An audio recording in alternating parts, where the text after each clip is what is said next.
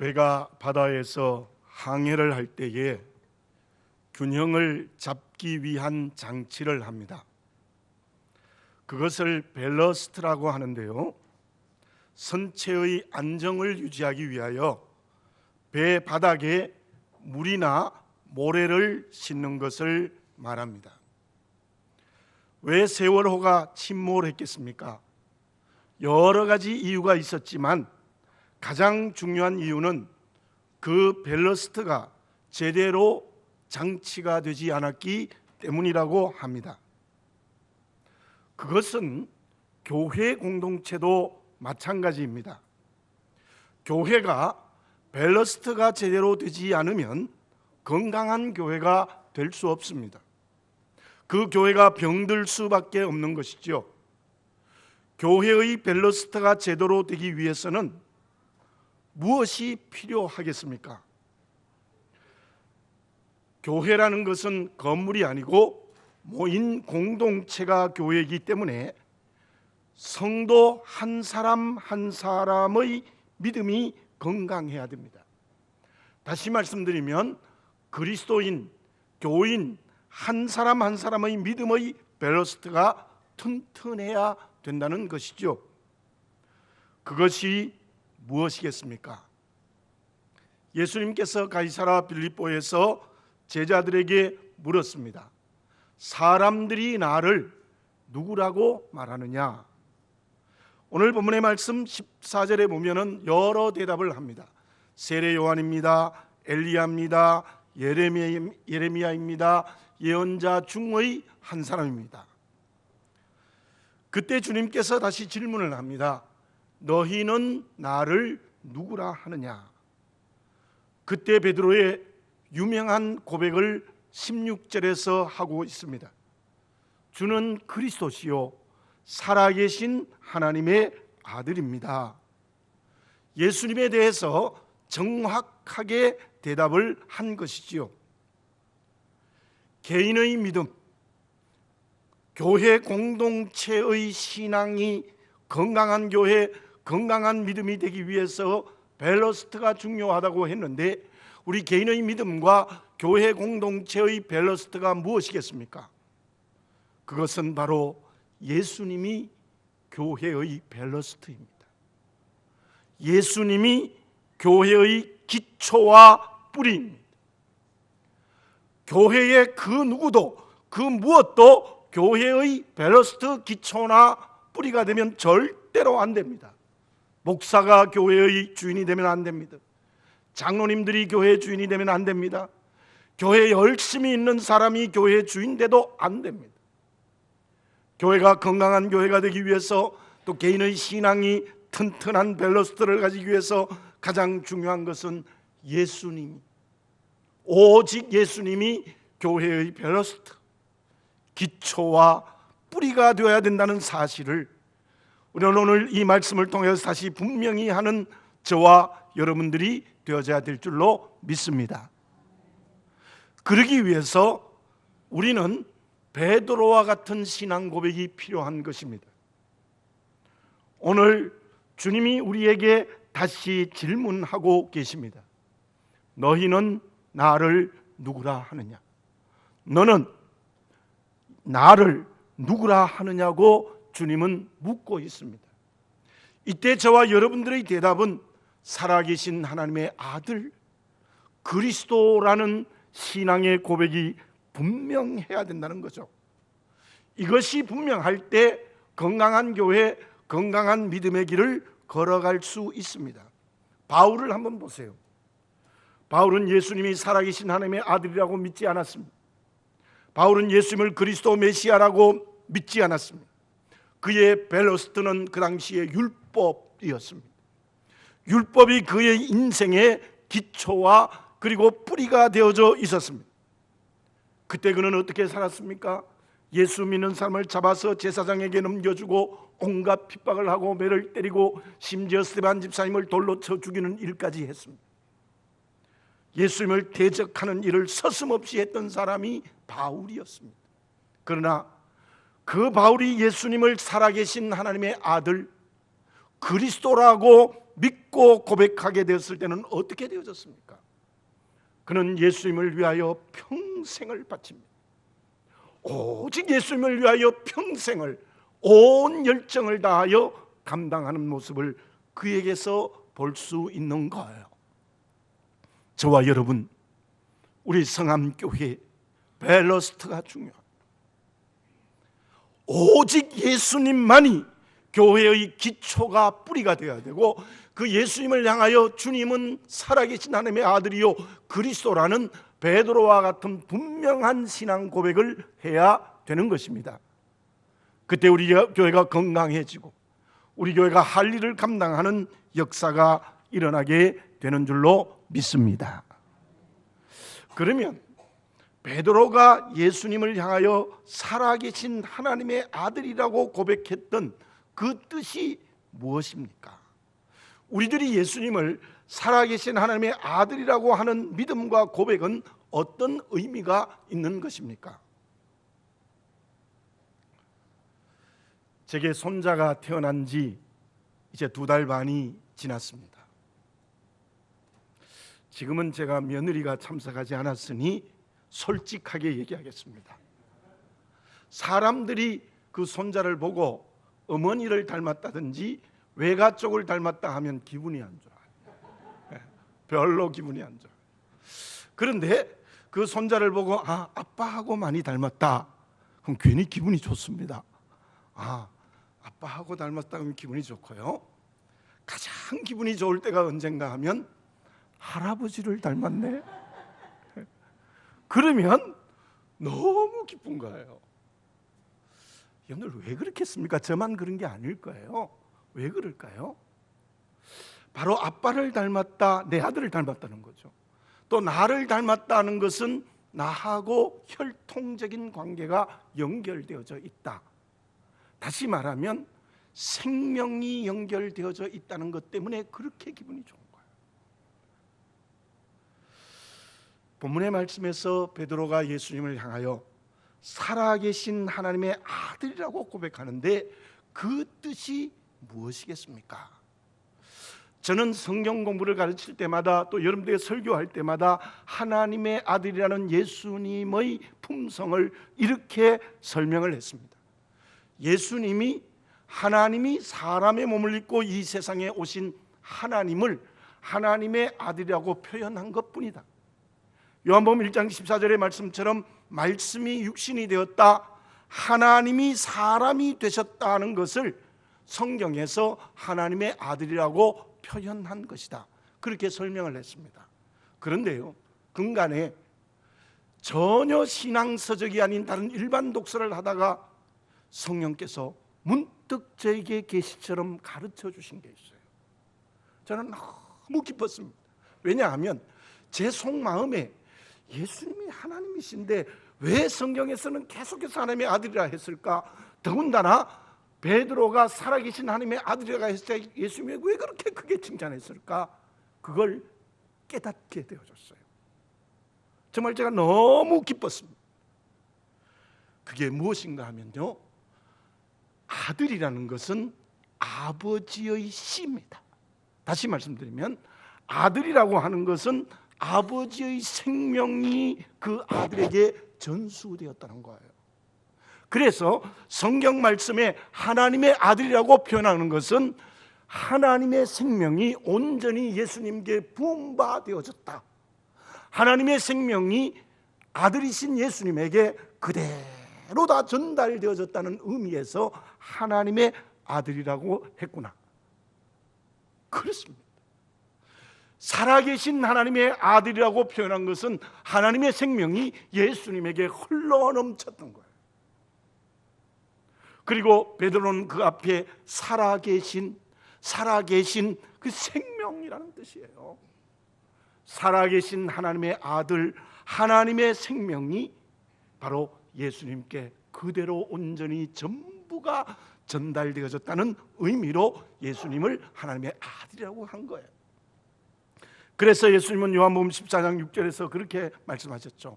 나는 곧 길이요 진리요 생명이니 나로 말미암지 않고는 아버지께로 올 자가 없느니라.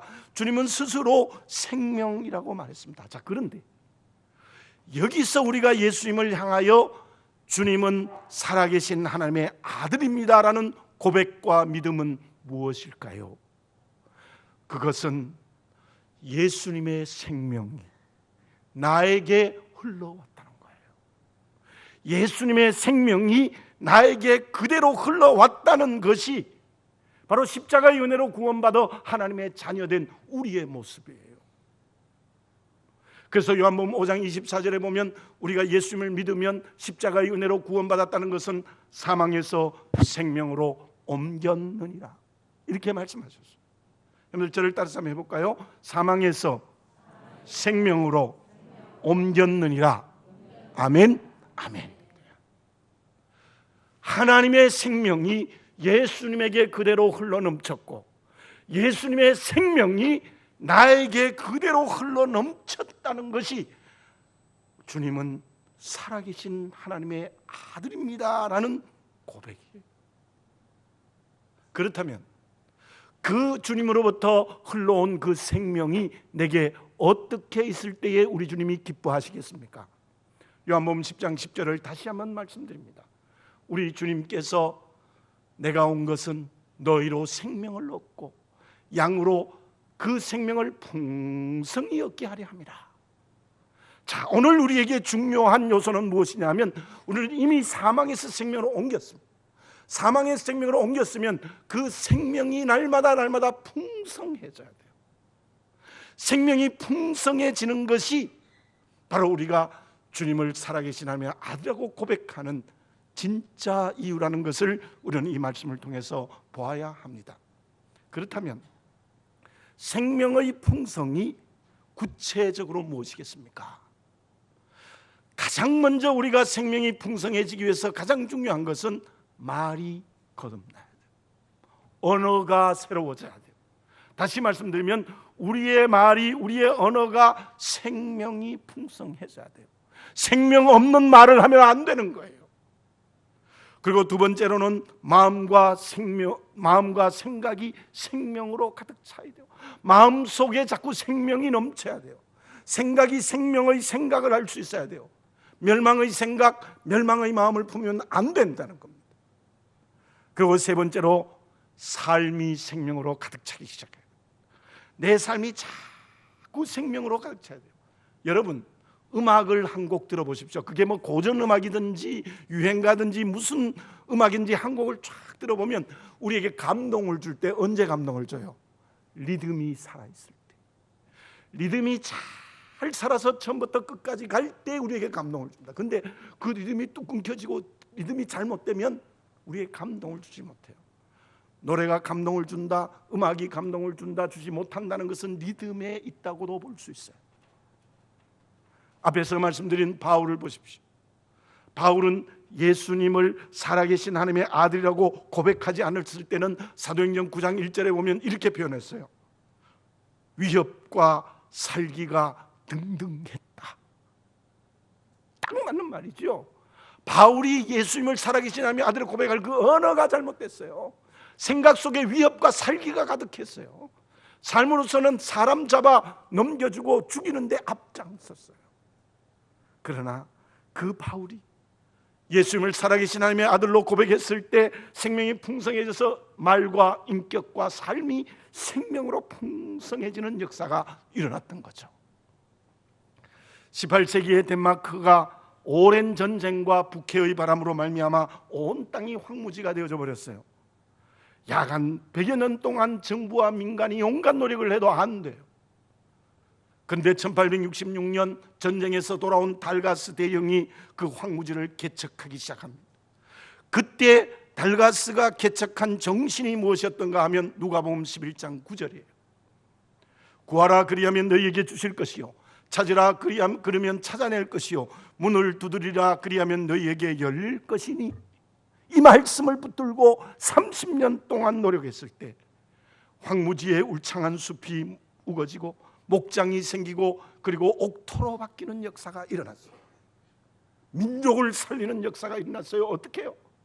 하나님의 말씀을 붙들고 개척하니까 민족을 살리는 역사가 일어났어요.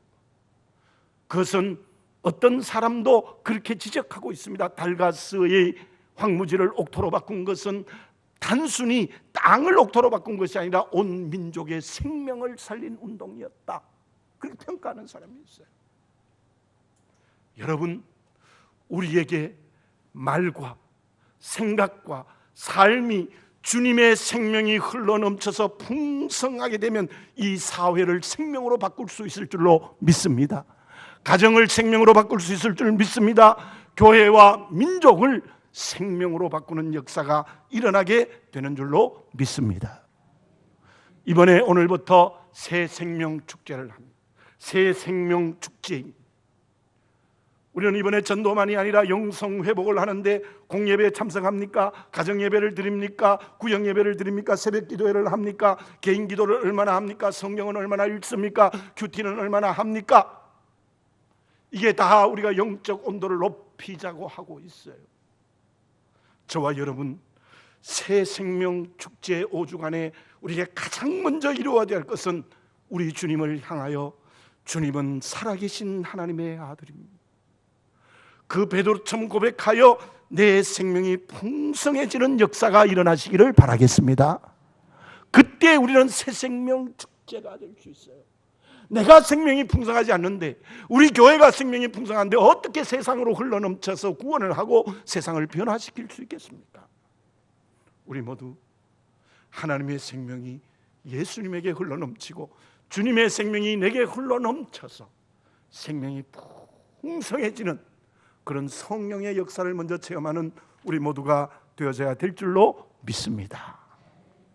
그러면 살아계신 하나님의 아들로 믿고 고백하여 우리가 생명이 풍성해졌다면 이웃과 가정과 사회와 민족을 생명으로 풍성하게 한다는 것은 구체적으로 무엇이라고 말할 수 있겠습니까? 우리의 기억 속에 김연아 선수가 자꾸 잊혀져 갑니다. 그런데 얼마 전에 프랑스의 잡지인 르몽드지에서 김연아 선수에 대해서 이렇게 평가를 했어요.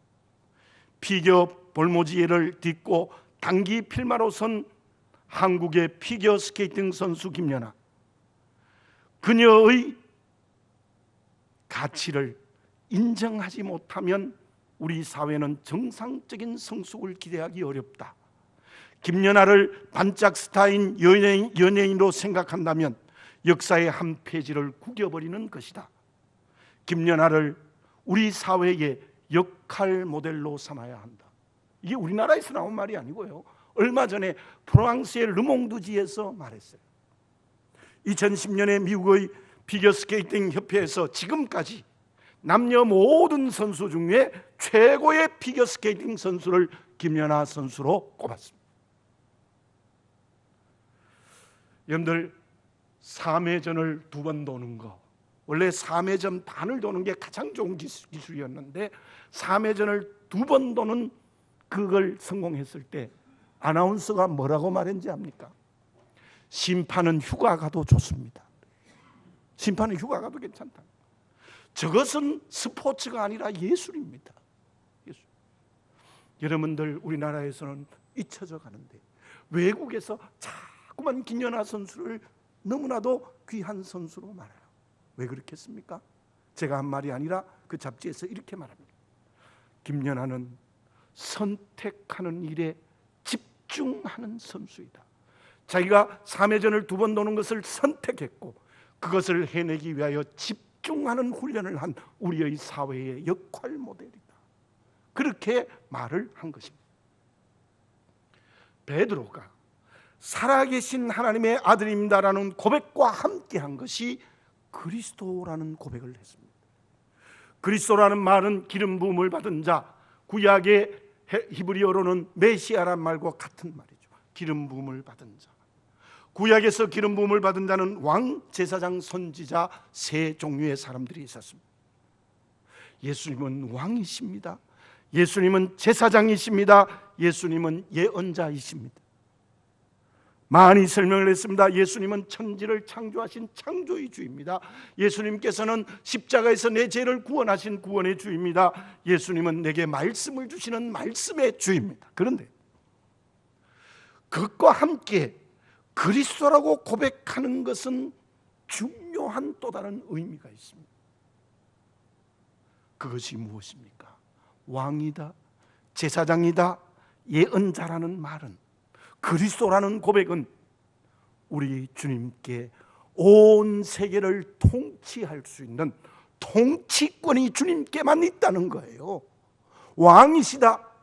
천지를 창조하신 우리 주님께서 어제도 오늘도 주님 오실 때까지 이 세상을 전부 통치하시는 왕이십니다. 그리고 사람을 구원으로 인도하는 구원의 주, 구원으로 통치하시는 분, 그리고 그분은 말씀으로 온 세상을 다스리는 통치권을 가지신 분이라는 거예요.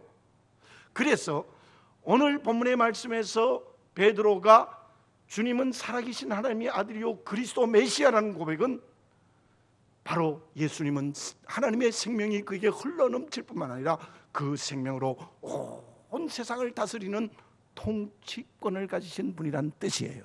그렇다면 저와 여러분들이 예수님을 그리스도 메시아라고 고백하는 것은 무엇입니까? 그것은 내가 예수님의 대행자가 되었다는 거예요. 중요합니다. 하나님의 통치권이 예수님에게 연결되었고 예수님의 통치권이 나에게 우리 성암교회에 연결되었다는 것을, 그리스도라는 고백 속에 있다는 것을 믿고 받아들이는 저와 여러분들이 되어져야 될 줄로 믿습니다. 제가 너무나 많이 말씀드렸지요. 창세기 1장 28절에서 하나님은 세상을 창조하시고 무엇이라고 말씀하셨습니까? 정복하고 지배하고 다스리라. 절대로 세상의 노예와 종이 되지 말고 온 세상을 정복하고 지배하고 다스리라고 말씀하셨어요. 그것이 어디에서 이루어졌습니까? 예수님이 오십니다. 사도행전 1장 8절이에요. 오직 성령이 너에게 마시면 너희가 권능을 받고 예루살렘과 온 유대와 사마리아와 땅끝까지 이르내 증인이 되리라. 온 세계를 복음으로 점령하는 통치권을 우리에게 주신 거예요. 그 통치권이 우리에게 주어졌다는 믿음을 가지시는 여러분들이 되시기를 바라겠습니다. 우리는 죄인이 맞습니다. 우리는 약한 자가 맞습니다. 그러나 우리가 주님의 생명이 내가 흘러넘치면, 주를 그리스도로 메시아라고 고백하면 주님의 대행자, 또 우리 바울은 사도라고 표현해서 우리는 온 세상과 사람을 점령하여 구원하고 온 세상을 하나님의 나라를 만드는 통치권이 우리에게 주어졌다는 거예요. 그래서 베드로는 베드로전서 2장 9절에서 왕같은 제사장이요, 왕같은 제사장이요. 저를 따라해보면 나는 왕같은 제사장입니다. 아멘. 아멘입니다. 주를 그리스도로 메시아로 고백했다는 것은 내가 온 세상을 통치할 수 있는 통치권을 주님으로부터 받았다는 겁니다.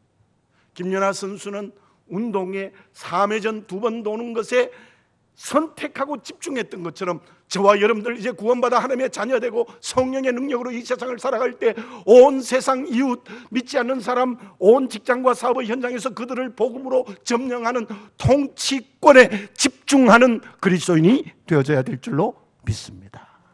그겁니다. 저도 야구 경기를 좋아하는데요, 야구 선수가 홈런을 치면 응원하는 우리가 얼마나 기분이 좋습니까? 그런데요, 누가 더 기분이 좋을까요? 홈런 친 선수가 훨씬 기분이 좋습니다. 맞죠? 더군다나 역전 홈런을 쳤다 그러면 친 선수가 얼마나 펄펄 뛰면서 오지 않습니까? 홈으로 들어오죠. 그래요, 우리 좀 홈런을 치자고요. 홈런을 치는 게 뭐냐? 바로 내가 통치권을 주님으로부터 받았으면 그 통치권을 행사하는 것이 영적 홈런을 치는 것이고, 그게 제대로 된 그리스도인이라는 거예요. 우리가 이번 새생명 축제에서 전도하자는 거예요. 사람을 구원하자, 대상자를 선택하고 그에 집중하여서 그들을 구원하자. 이게 통치권입니다. 우리 이번 새생명 축제에 주를 그리스도로 메시아로 고백하여 하나님이 가지던 통치권 주님께로 넘어오고 주님에게서 가졌던 통치권이 내게서 넘어와서 그 통치권을 잘 잘 감당해서 사람을 구원하는 전도의 열매를 맺는 역사가 우리에게 일어나야 될 줄로 믿습니다. 그때 결과는 어떻습니까? 17절에는 예수께서 이렇게 말씀하십니다. 바요나 시모나 내가 복이 있도다. 이게 진짜 복 있는 거예요. 주님의 생명이 내게 흘러넘치고 주님의 통치권이 내게 살아있으면 이게 복이 있는 거예요. 물론 하나님이 물질적 축복 주시는 것도 복이지만, 건강의 복을 주시는 복이지만, 그러나 가장 중요한 복은 바로 주님의 생명이 내게 흘러넘치고 통치권을 주님을 대행자로 섬길 때에 복이 있도다. 그리고 이어지는 말씀에 보면 어떤 말씀이 있습니까? 18절에 보면 내가 이 반석 위에 내 교회를 세우리니 음부의 권세가 이기지 못하리라. 반석은 베드로의 신앙 고백입니다. 우리가 주님을 그리스도요 살아계신 하나님의 아들이라는 믿음의 고백을 하면 세상의 권세가 우리를 이기지 못해요. 우리가 승리해요. 믿으십니까? 우리가 승리해요. 반드시 승리한다. 그리고 천국 열쇠를 손에 주겠다. 베드로만 주는 것이 아니라 교황이 들고 있는데 교황만 주는 것이 아니라 우리에게 주어진, 매면 하나님이 하늘에서 메어주시고 풀면 하늘에서 풀어주시는 이 축복을 받으시기 바라겠습니다. 에디슨의 조명회사에 괴짜 기술자가 있었습니다. 자동차 설계로 계속 에디슨에게 이런 자동차를 만들어 봅시다 했다가 퇴짜를 맞았어요. 몇 번이나 퇴짜를 맞고 독립해서 2번의 파산을 겪으면서 다시 회사를 설립했을 때 20년이 되었을 때 1,500만 대의 자동차를 팔게 되어졌습니다. 그 사람이 우리가 잘 아는 헨리 포드입니다. 에디슨에게 퇴짜를 맞고 2번 파산했는데도 끝까지 집중하여 그 자동차를 만들었을 때 세계적인 자동차 회사를 만들게 되었다는 거예요. 여러분, 나는 누구입니까? 나는 누구입니까? 나는 하나님의 생명, 예수님의 생명이 흘러넘치는 사람입니다. 하나님의 통치권, 주님의 통치권이 내게 성령으로 주어진 줄 믿습니다. 엄청난 거죠. 그 일을 선택하시는 믿음의 결단을 하시고 그 일에 집중하시면 자동차 1,500만 대가 아니라 사람 1,500만을 구원하는 역사가 일어나게 되는 줄로 믿습니다. 우리 성암교회가 그렇게 밸러스트가 튼튼하면 온 세계를 품에 안는 놀라운 역사가 일어날 수 있을 줄 믿습니다. 그 역사가 이번 새생명 축제가 싹이 되는 귀한 역사가 우리에게 일어나야 될 줄로 믿습니다. 기도드리겠습니다. 사랑하는 아버지 하나님, 감사합니다. 무엇을 선택하고 있는지 저희들 자신을 한번 돌아보게 하여 주시옵소서. 아버지 하나님, 저희들 모두가 하나님 앞에 하나님의 생명, 주님의 생명이 흘러넘치는 예수님을 살아계신 하나님의 아들이라고 고백하는 믿는 밸러스트가 튼튼하며 예수님이 그리스도이신 것처럼 나도 왕같은 제사장이 되어 온 세상을 통치할 수 있는 성령의 권능을 주었다는 나를 발견하여 그 일에 집중하여 내 인생의 걸음을 걷게 하여 주시옵소서.